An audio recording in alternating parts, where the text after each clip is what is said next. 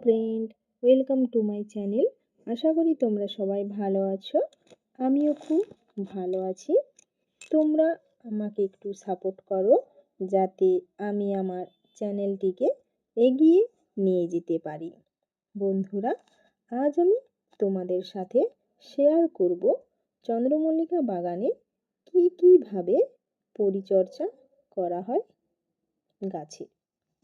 দেখো বন্ধুরা, গাছের যে মূল ডগাটি আছে সেগুলোকে একটা একটা করে টুকে ফেলে দিতে হবে, না হলে একটি গাছ লম্বা হয়ে একটি ডাল হবে, আর টুকে ফেলে দিলে একটি গাছে নতুন 3-4টে ডাল বের হবে।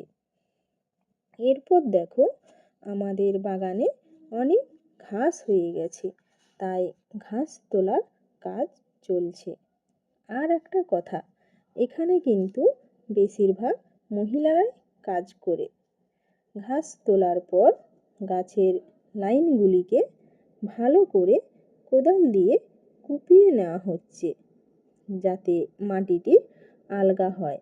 আর আলগা মাটিতে গাছ তাড়াতাড়ি শেকড় ছাড়িয়ে বড় হয়। তারপর দেখো, গাছের প্রত্যেকটা লাইনে সার দেওয়া হচ্ছে। পরিমাণ মতো সার দিতে হবে, না হলে বেশি সার পড়ে গেলে গাছের গোড়া কালো হয়ে যাবে।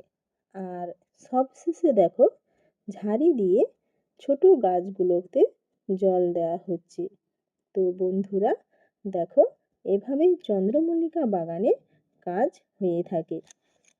আমার এই ভিডিওটি যদি তোমাদের ভালো লেগে থাকে অবশ্যই আমাকে কমেন্টে জানাবে, লাইক করবে, শেয়ার করবে আর আমার চ্যানেলটিকে সাবস্ক্রাইব করে দেবে। টাটা বন্ধুরা।